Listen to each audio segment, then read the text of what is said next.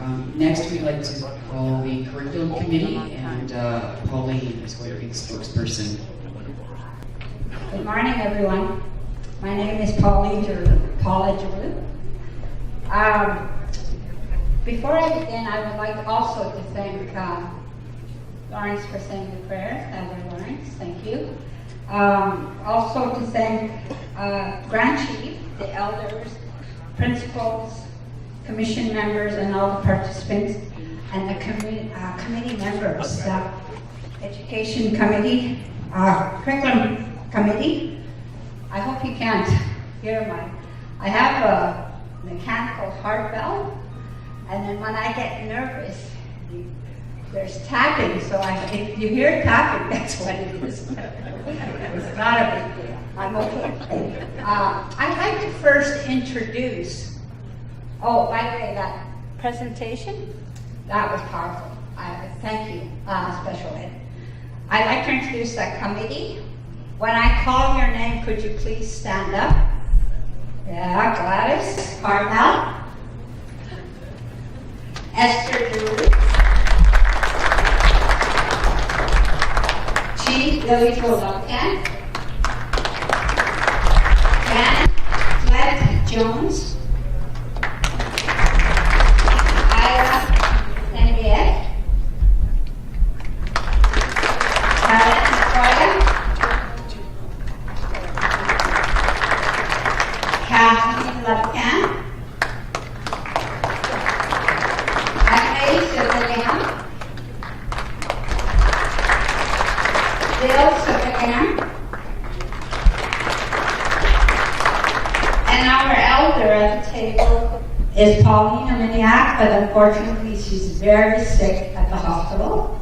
So if you could say some prayers for her, she would really appreciate it. She's at the wrong hour. Okay, for us, when we started, get my good side, when we started, it was really confusing because it's such a big, it's not something that can be built overnight. It's such a big concept. So we went to, and Stora Sana, she's sitting over there at the Canadian Education Council. She also was part of it. The question that we had to use if tomorrow truly took control of education, what would it look like? Before we went there, we had talked a little bit about what do we do before that. I think one of the things we come up with is we need to see if any First Nations have protocol to come into their community, to talk to the chiefs, to talk to the council, to talk to the members. I don't know if every community has a protocol, but I think we thought that was very important. To get them engaged, first you have to introduce yourself. You're coming in. That way you have people that will come on board with you. So we said that the First Nations have the autonomy, and we also want to show respect as a nation for the First Nation. So it's important to begin that relationship. That relationship building with the First Nations is very important. Come on, boy. I have something that I need to put on the screen, but I've worked with technology glitches before, so I wouldn't worry about it too much.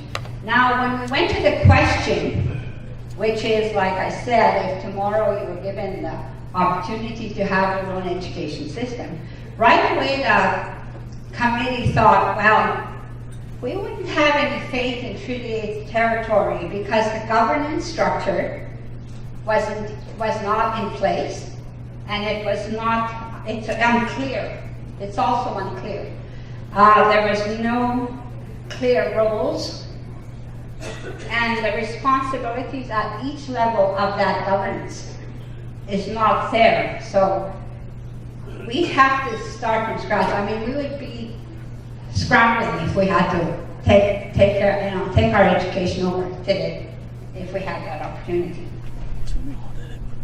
But we did come up with a governance structure, not actually changing the governance structure, but how we thought it should look.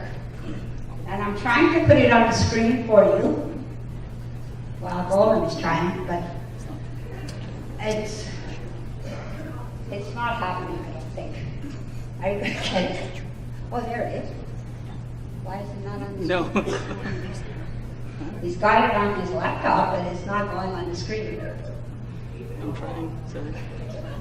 Okay. Anyways, what we came up with, maybe I'll just jump to the long-term goals. We want to develop our own curriculum for Treaty 8. That's one thing that we would like to do. And in our curriculum development, we recommended that the legislation is in place for a culturally relevant program of studies.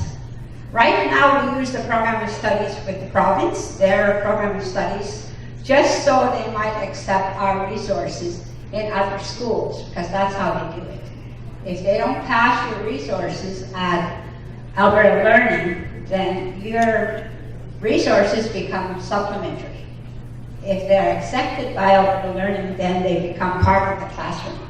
So if we had our own program of studies under the Treaty 8 governance, we'd be able to sanction anything that we wanted to use as resources. Also, because it's a lifelong learning process, curriculum development should include Head Start, early childhood, kindergarten, elementary from grade 1 to 3, and then of course middle school, 7 to 9, and grade 4 to grade 6, high school, and even post-secondary. We can do curriculum for post-secondary. You know, there are some post-secondary students, and I was one of those post-secondary students. There is not too many books out there or any resources that you can find that would help you as an individual as you grow with your journey. And as an adult, I think that would be good. Even learning protocols. If you're going to a sweat or smudging, you want to know those protocols as an adult student. So those are some things that we could do as resources. Are we going to get it? I'm trying. You only got so many minutes. Okay. Well. Sorry. He's sorry. I'm sorry too. Can you see it? No. It's almost like the governance one that was out there, but we took out they called it the bubbles. I said they were short circles, but they said bubbles. We took the bubbles out. And what we thought was on top would be the 24 First Nations. And then we'd have almost like a government, how we structure a government. You can always change the name. It's just something, a guideline that you can use. We have a legislature. In there you have an executive board of chiefs, and then they could do the bylaws, they could do the policies. And then we go down to the executive and administrative branch, which be your regional boards and your advisory council. And then the curriculum development would be there, as well technical advice and monitoring the field. That would happen in that area. And then judicial as well.